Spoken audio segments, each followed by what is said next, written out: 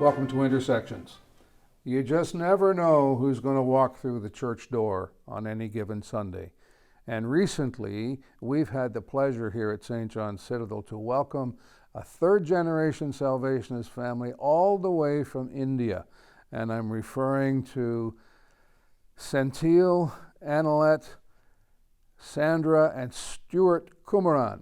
And they have joined us in recent months, and we're going to take an opportunity to get to know a little bit more about them over the next few minutes. Welcome to Newfoundland and to St. John's Citadel. We're good. Thank you.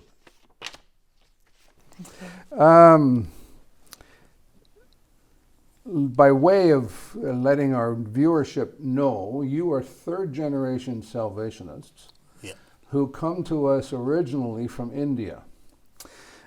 And then, after years there, you, at least this is what I know, and please fill in the blanks, you ended up in Kuwait for a period of time, and then you were in Toronto, where you were part and parcel of the Cedar Brae Corps, and then something happened, and you came to the best part of Canada, Newfoundland and Labrador.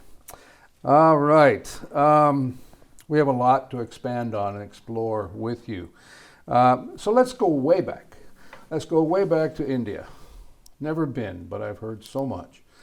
Can you tell us a little bit about growing up in the Salvation Army in India, the kind of activities that you were involved in, and what church life was like there for you? Let's start with you, Senthil. Well, first of all, thanks for this opportunity. You're welcome. Thanks our pastors and you, as well as our core families.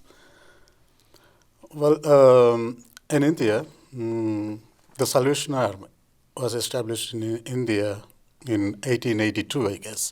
That's the same year in Canada too. So when I was young, I realized that I'm going to Salvation Army, which is different from the other Protestant churches. The way that we wear the dress, like the dress code, the uniform, and addressing the pastors like majors with military rank, like quasi-military system. So I realized that it is unique from the other churches.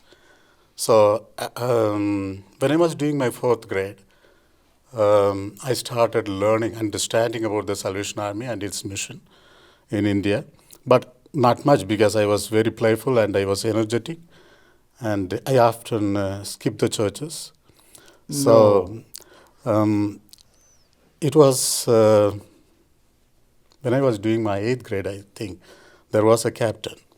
He says, Senthil, he kind of pushing me, and he says, Senthil, I want to see you at church every Sunday. And I was like, I was not offended, because those time the kids were not given a choice of like getting offended, or if there is yes, it is yes. If there is no from your seniors or pastors, that is a no. Okay. So I said, okay. Then I started going to the church regularly. That captain, he continues to support me in my spiritual areas. So this is how I come to know much about the Salvation Army. He taught me about the mission values of the Salvation Army. I understand the Salvation Army is different from other churches, because other churches in South India, they focus on the spiritual aspect. But Salvation Army is having another phase, like community and family services. So I thought that is very important. So because we all are, our forefathers, we all are basically farmers, farming community, and we are not well educated those days. So it was the Salvation Army. They focused on not only the spiritual area, they focused on the education, health, as well as the holistic approach, like meeting the human needs, basically. Okay.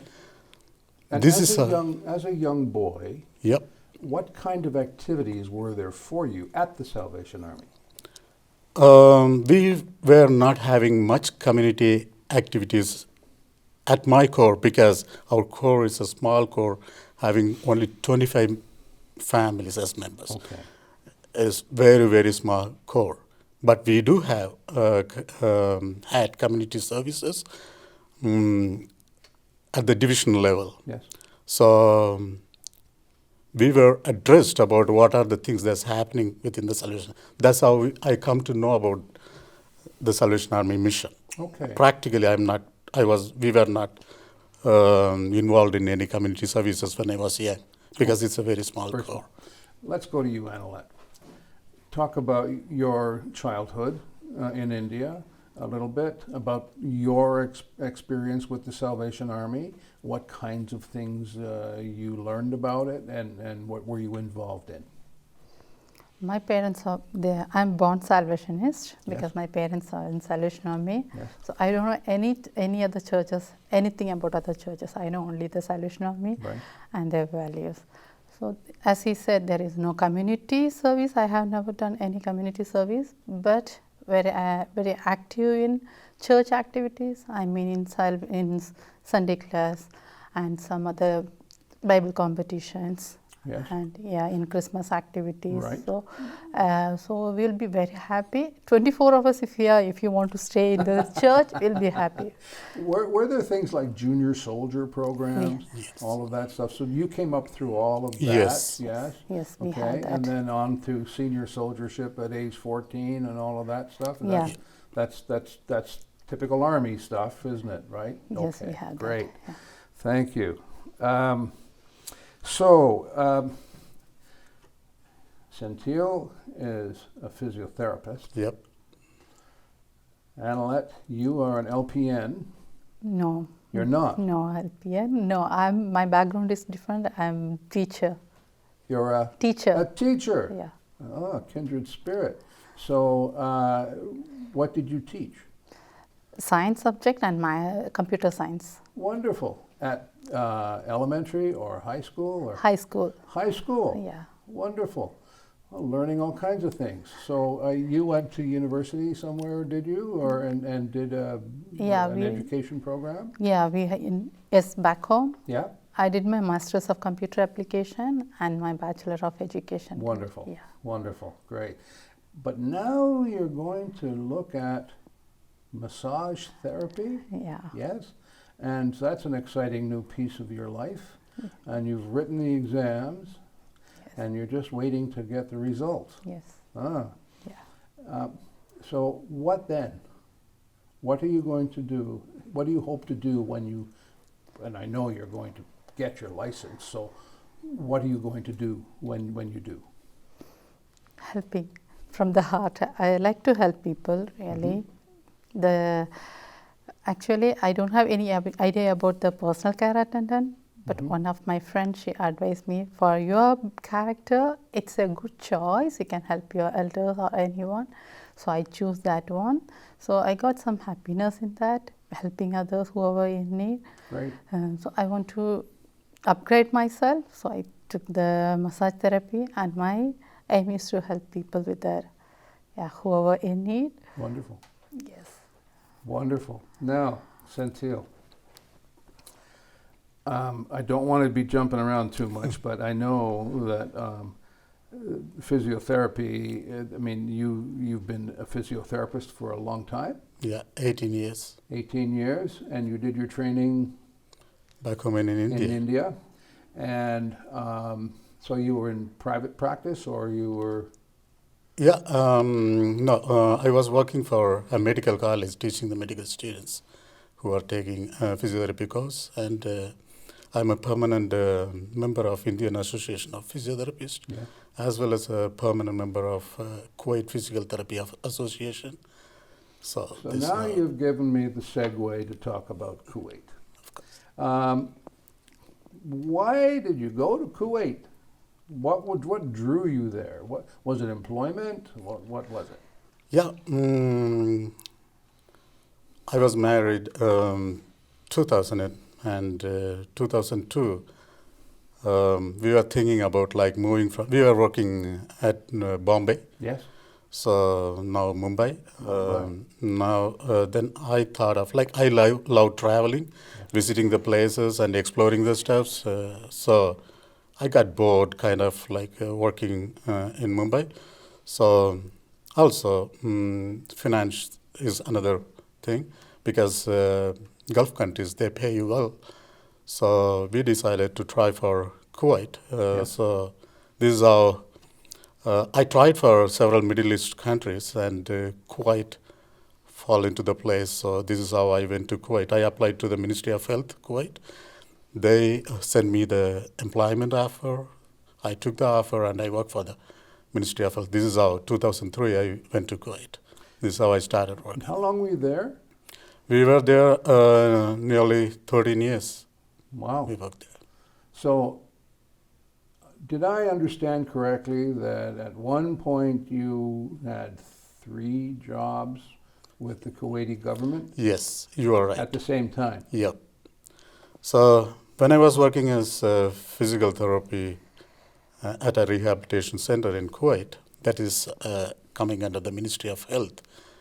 So we were given privilege of teaching the students, Kuwaiti students, who are pursuing their physical therapy education. So I was working for Ministry of Education as a clinical instructor as well. So apart from these 2 ministries, we were given the privilege to take some extra job on your free time. So with the Ministry of Youth and Sports Affairs, I was working with Kuwait handball team as a medical officer. So this is how I was So did working. you travel with them too? Yes, within the Middle East countries. Within the Middle East countries? Yeah. Well, that's an interesting twist and turn in your life, isn't it? Annalette, what did you do in Kuwait? I was in dependent visa because he can take his family with him, so I went there. And I was working in his school. Yes. First, I started in his school, Okay. and I was teaching computer science. Right. And after that, I got an opportunity to work in Kuwait Cancer Center in the admin office. So I took that job. The reason is the timing was so good because small kids, the timing will be Yeah. from 7:30 to 1:45 is the working time. Right. So I took that job and I was working there till we moved here. Wow. Yeah.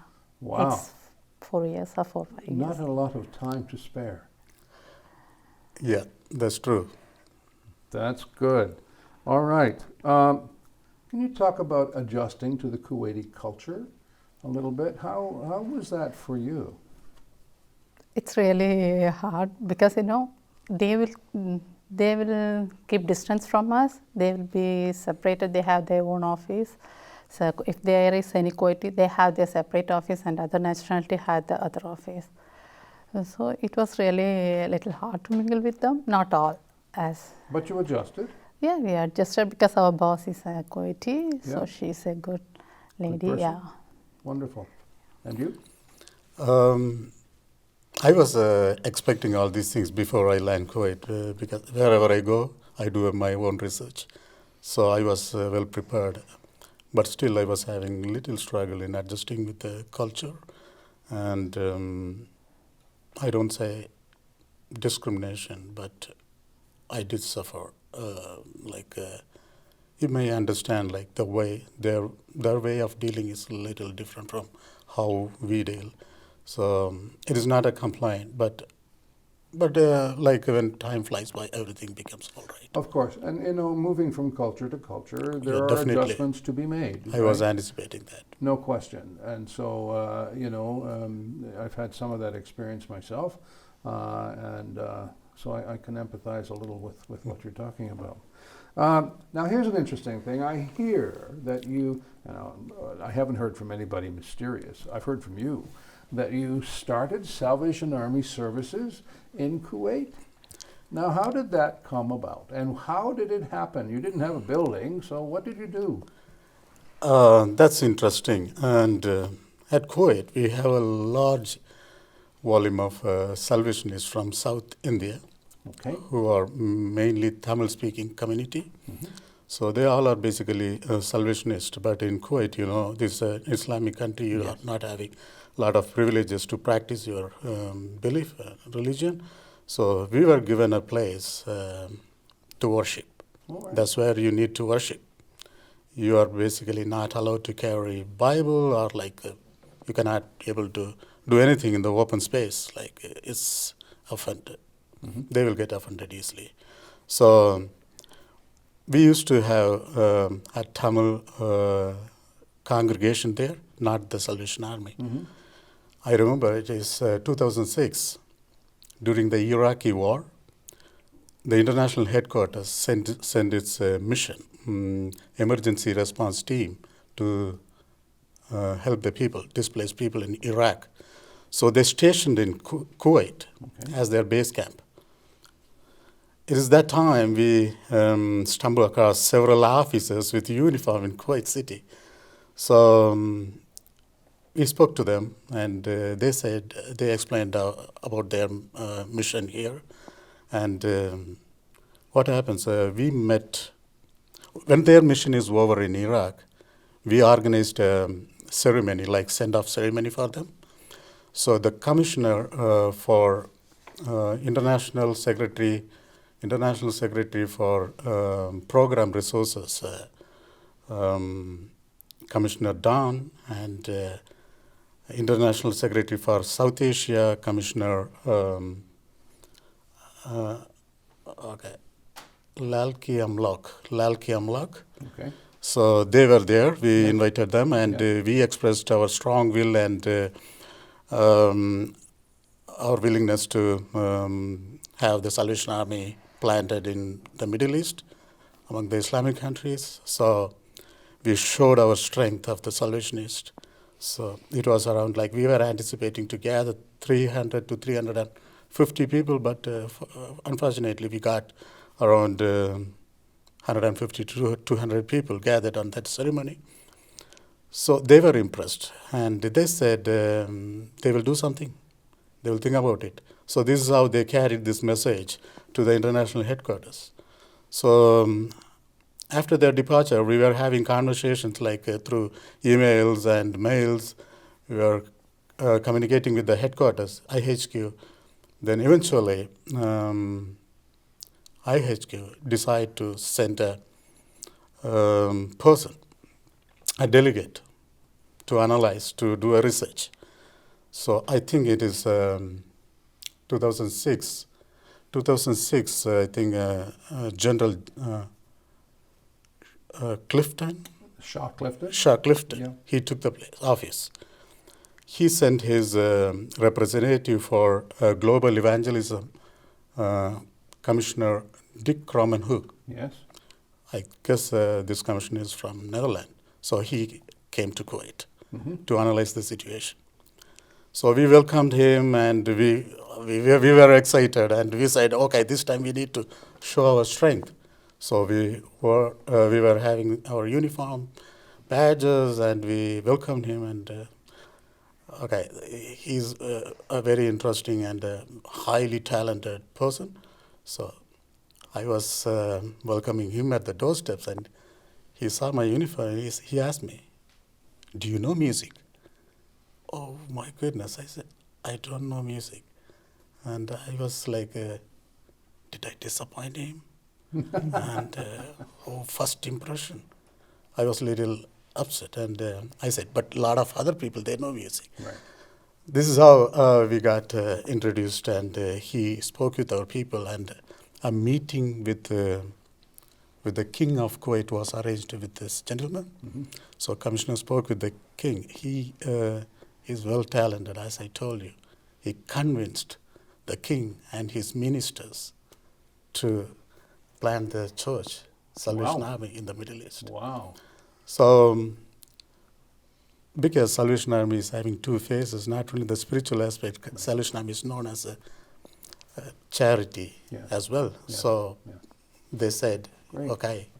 Let's switch to you for a moment, Annalette. So you were part of all of this. No. She wasn't there at Kuwait that time. You weren't there. I was in India. Okay. So he was alone, yeah. Okay. And then, let's carry on the conversation, and I'm going to get you to jump in a minute. But when you after Commissioner Kramenhoek went back to IHQ, Yep. and the king said, yes, you can, so then you began to have your, what, weekly meetings? Yes, but unofficial meetings. Like we used to gather, like someone will open their doors, we have a local meeting. In their home? Yes, Yes, okay. because it is not allowed to That's practice. right. Yeah. That's right. Okay, great. This is how So we you would get how many on a Not much, like because it's like a a small house. home. We don't have much space there, Okay. so probably 25, 30 people.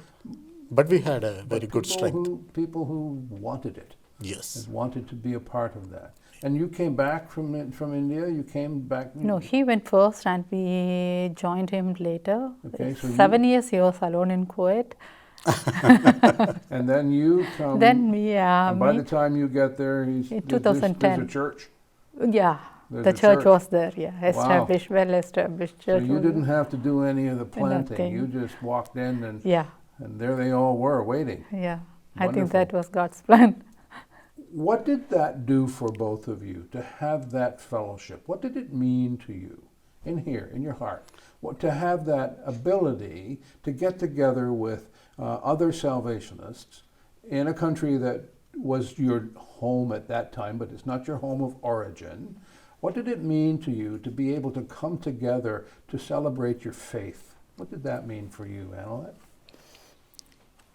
There, most of them are from South India, so it was really, I don't feel any much difference with there. Okay. The service is in English. Other than that, I feel it was good. But had that whole thing not happened, where you were given permission to have the Salvation Army, and then you had your services or meetings in homes, would have been on your own. But all of a sudden, you have a little congregation of people. Yes, they're from India, and there's a commonality there, obviously. But then you had your faith community with you, Yep. right? So that's something, I guess, that grabs you and encourages you? Yes, exactly. See, we have people from different parts of the world working in Kuwait. So a lot of Salvationists from different countries. Okay. They gathered later when we started, with the permission from the headquarters in 2008. So that was an amazing feel because we learned each other's culture, the way their officers deal with them, and what are the services they are doing in their home country. And this is how we were in the process of learning, because it's not only for me, even for a lot of seniors who work together to bring Salvation Army over there. We all were in the process of learning how this thing is going to work, because in India we belong to Tamil community. We have our unique culture, and we have an officer speaking our language. But here, English is the main language, and people from different part of the country, different culture, different language, so different food. Very So cosmopolitan. celebration is a part of the Salvation Army. Yes, yes. So that's an important part. In India, we don't have much celebrations. We do have, but this celebration is kind of I feel like real celebration, like people from all part of the world Right. assembled in a single umbrella, and we are celebrating together, praising God, and that is a different feel.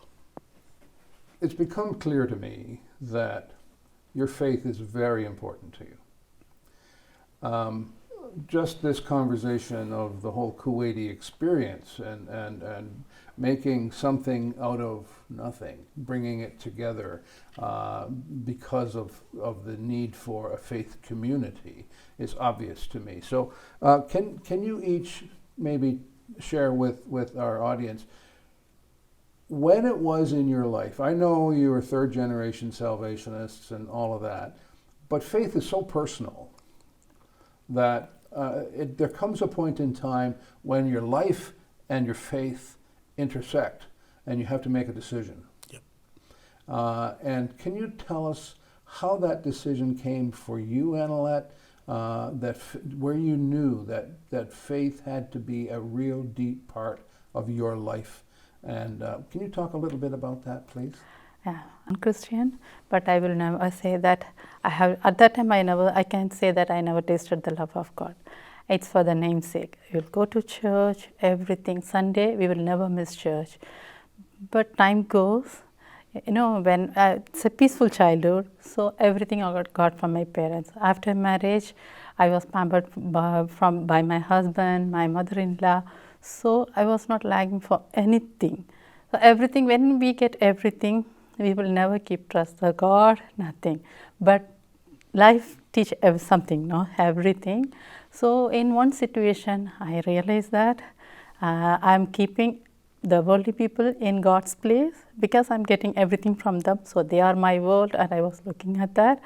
So in life, some situations make me to think about that, and I realize faith is the only one will come along with us till our life. So some situations change the total life, and I started to believe in God, and I started to taste the love of God. Right. Then I realized that this is the truth. Worldly things will never come. It's so personal.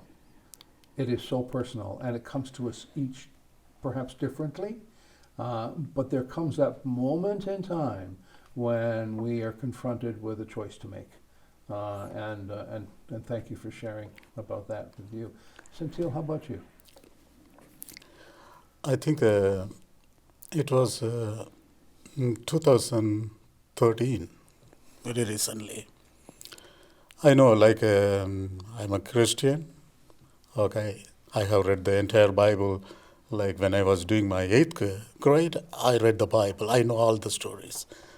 I was regular for the church. I attended the Sunday classes, and I was a senior soldier. Okay, but one of my uncle in Kuwait, he told me, Senthil, I know you read the Bible, but I want you to understand the Bible, taste the Bible.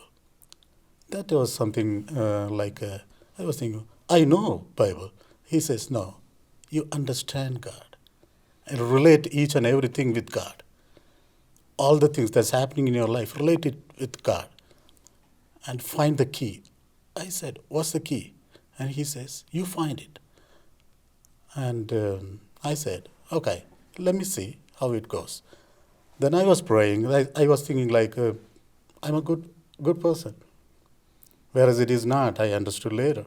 So 2013, when I was trying to immigrate to Canada, I was having several issues with my applications and several setbacks. And there were certain time that I even cried with my family. So at that time, I started reading the Bible. One day I was thinking if it is true, God, you created the heavens and the earth. Everything belongs to you.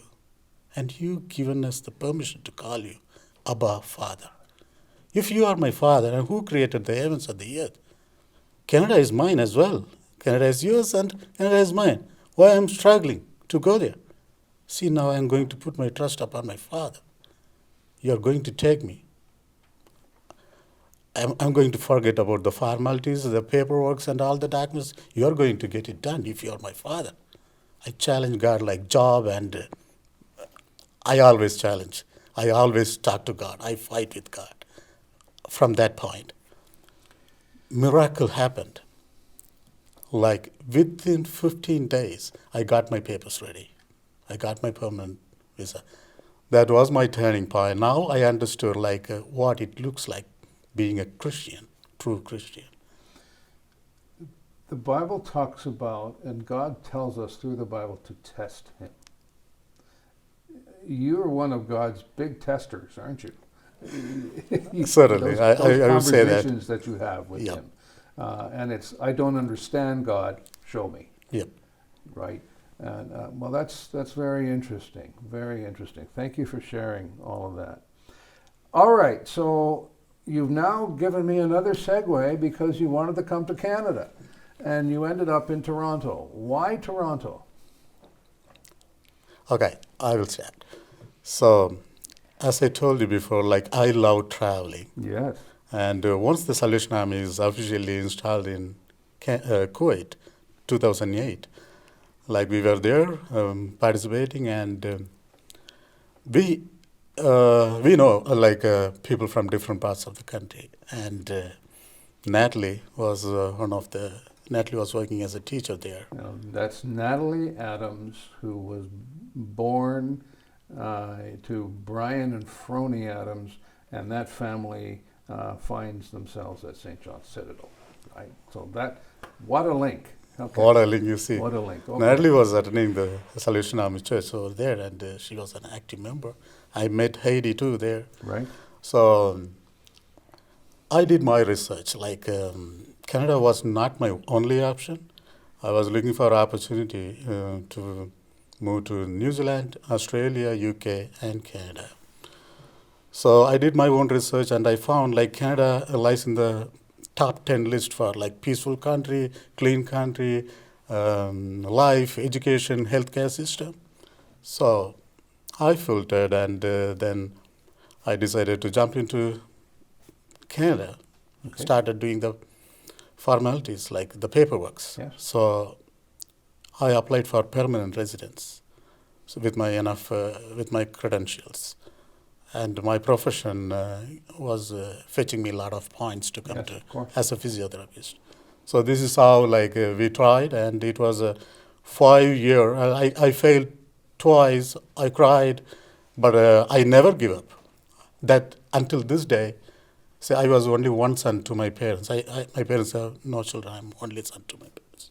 So the life was a struggle for me right from the beginning. No support from your siblings, no support from your neighbors, and because in those periods we cannot help much. So I decide, I plan, I did everything out of my own acquired knowledge.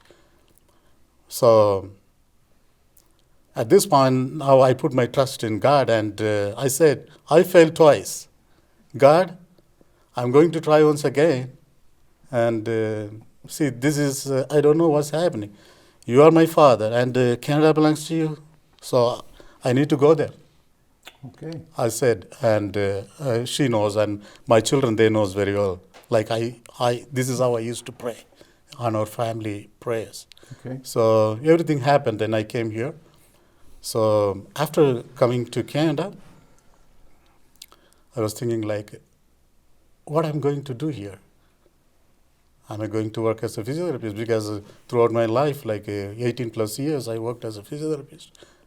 And what did I earn? I think that I'm not perfect, and I didn't accomplish my mission because it is not what I want to do. I want to do something good for my father. And yes, Abba. My father. And you found the Cedar Break Corps. Yes. And that led to... a lot of changes. It turned my life upside down. All right, you hold that thought. Cedar Break Corps. What did it mean to you, Annalette? What did you find at the Cedar Break Corps? How were you involved? It's like a family, because when we come here, we don't know anyone. Right. So that is the family we gathered in Toronto. Yes. It gives everything, spiritual knowledge, family support, everything. That's the only place for us. But what to say, the whole 5 years life was in Cedar Break. That gives really a good memories and family support. And did you work when you were in Toronto? Yes. And what did you do? 'Cause I have to ask that because you find a way to do interesting things wherever you are. So what did you do in Toronto? Actually, when I come to Toronto, when we come, I did my course personal support worker. Yes. And I studied, and I started to work in a long-term care there. Okay. Yeah, and I was working there for 2.5 years. Right. And then I started to study my massage therapy. So half education and half working. Very good. And Never a dull moment. Never a dull moment. Yes. Now you found, Centil, your mission. Yep. Tell us about your mission and how Cedar Break helped piece that together for you. Okay, when I landed Toronto, we were not having anything. We have an apartment, so no furniture at all, no couch, no bench, no dining table, nothing, no bed, nothing. So we spread the blanket which we bought, and it was August 2016. So we are sitting on the floor. We don't know what to do on the first day. So I said, okay, we need internet. We need to connect with the world. So we went and we took a SIM card for my cell phone. Yep. I activated the internet. The first thing I did is I looked for the Salvation Army in Toronto. Then, to my surprise, I found next to my building we have a cedar brick core. I said, "Oh, our Salvation Army is here." Okay, I said, and we are visiting our offices tomorrow. So the next day, we jumped into the Salvation Army, cedar brick, and we knocked the door, and Major Tina, she opened the door and she says, I said, "Are you Major?" And she said, "Yes, Major Tina." And we said, "Okay, we are newcomers." She invited us inside her office, and this is how we started introducing ourselves. Then I was doing my education, like I was doing my business, because I have decided not to pursue physiotherapy any longer. I want to do a business course and jump into. That took you to Harvard? No, I was doing, Harvard was sponsored by Salvation Army. Okay. That is, after I joined the Salvation Army, they Yes. sponsored me. So you did, you just an aside, you did a management business course Yes. at Harvard, but not at Harvard. It was Yes. correspondence or something Yes, like that, exactly. or online Yeah. or whatever. Before that, I did my business, diploma business in a private college, Right. because I want to change my profession. I want to do something for the community. All right. So changing the profession, doing something for the community, led you to employment at the Cedar Brae Corps, where you were the director of family services. Yes. Yeah. Administration. I was assisting Major Cecil in his church activities like Christmas kettles, all the other events, and the family services programs. And okay. So what happens? 2000, I guess it's 2018 January. He said, "Senthil, I want to talk to you," because we used to pray at the church like for hours and hours. One day after the prayers, he says, "Senthil, I want to ask you, are you open to work as a food bank worker here? Because we have an opening here." And I said, "Wow, that is amazing." Without saying that, I said, "Yes, Major. Yes, Major. Am I eligible?" And he said, "Yes, I think so." So I sent my resume to DHQ, and it got finalized. This is how I started working with the Salvation Army. 2018, February 5th was my joining date. So after that, my boss, Joan, who was working as a coordinator for Community and Family Services, she was with the Salvation Army for 30 years, and she's a proud British lady. She's very proud of coming from a land belongs to William Booth's land. Yeah. She always says, I came from Yep. Britain. So she was my boss, and unfortunately she passed away, and there was a gap. So there was none to fill her position. And I was working as a family service worker, but I was hesitant to take her position because I know that has a lot of commitment and lot of work to do, and I was not ready enough. At that time, our area commanders, Major Chris Rideout and Major Tina Rideout, they were our area commanders. They visited me. They tried to convince me, saying, "Senthil, why you are hesitant to take this job?" And I said, "Major Chris, she was having 30 years experience, and I'm just new to the Salvation Army. I'm learning the policies, procedures to get along. So that makes a big difference, and community will not accept me." And he said, how it looks like you are recruiting a person and coaching them how to boss you. So it won't work that way. And Senthil, I believe in you. He said, like, Senthil, I want Senthil to work as Senthil, not as John. So just take your time. Mm. And I went to home and I said, God, I don't know, this is a big task. I know this community has it's a big community. They speak 7 major languages. Right. And they are from different parts of the world. Yes. And we have up to 15% cases with addiction and substance abuses. Right. So it's very hard to deal with them. And God, I need to answer my area commanders. Show me something. Then the next morning, my mom told me, she was there on a visit visa. She said, go and take the position. God will be there. And I asked her, and what's your opinion? And she says, God is with you. What you are waiting for? I said, here you go.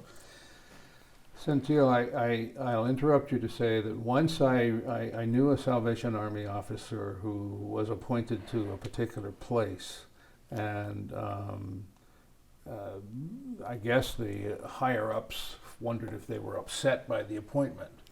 And the lady looked at her divisional person and says, you know, you can't send me where God is not already there. Same thing.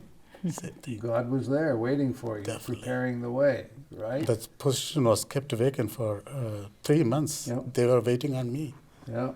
So and finally it So happened. you did, and it worked out. Worked out. It God worked was out. with me. So you were in Cedarbrae, Toronto for how many years? 6 years, I think. 6 years. 2016. And it was a rich experience. It was like family, you said, Annalette. It must have been a little bit of a struggle to decide to leave. Was it? No. No. No. No? No, it's a family, but we are sure wherever God takes us, He will give us a family. There's That's faith we that have. God again. Definitely. He's everywhere and in Everywhere. Yes. for you. I know the change is the only thing that doesn't change. Yes. I was already prepared, but still my heart is there. I think about my people, my core. Yes. And now this is my core, by the way. But still, I was ready. I prepared myself to adjust. Okay. 2019, my pastor, Major Cecil, he took me to Newfoundland for a vacation. This is how I understand about these people, the culture, and I love this place because more or less it looks like our village. Okay. So then I decided to move to Newfoundland. All right. And here's the interesting thing. A lot of people in Newfoundland, because of employment issues and all of that, are leaving. Yeah. And they're going elsewhere to find a job and look after their families. And that's been historical in this province of ours. People have always had to leave to find employment. And you reverse the trend. You, for whatever reason, your sense of exploration, God pushing you in this direction, whatever, here you are. Yes. Here you are. And so what has, beside coming with Major Cecil and liking the place, what made you come to Newfoundland? Were you looking again for another adventure? Or? Yeah, that is within me. Like I explore the places. The important thing is Toronto is throughout my life I worked in metropolitan cities. Yes. Mumbai, Kuwait, and Toronto. It's noisy, full of buildings. You don't have privacy. Right. I was thinking about spending my time, my life with my wife and my family in a detached home with a lot of space at your backyard, and spending your time without much noise, no busyness. So I love this place. That's one of the reasons.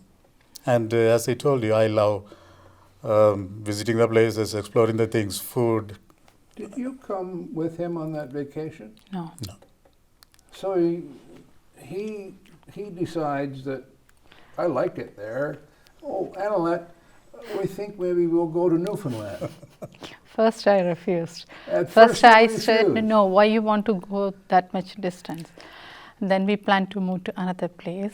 Then I thought, even if we move in some other place, we had to start from the beginning. Why can't we go to the place where he like?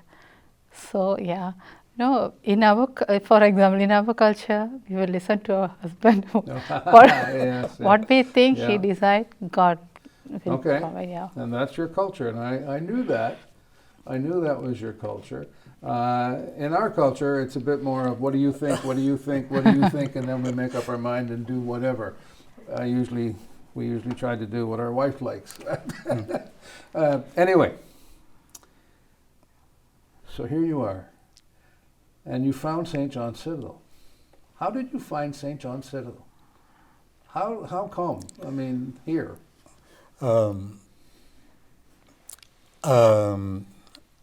I knew Lynette, our Lynette from St. John's Citadel before.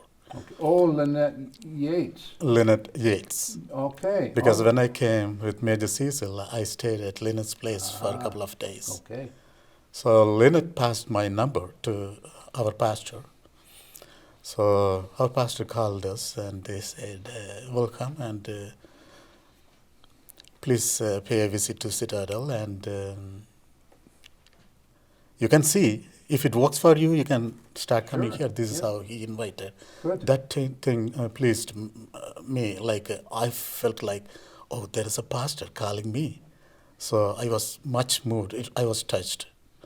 So I visited here. I even visited the temple. Yes. And even if there is a chance, then I will visit Consumption Bay. Or Yes.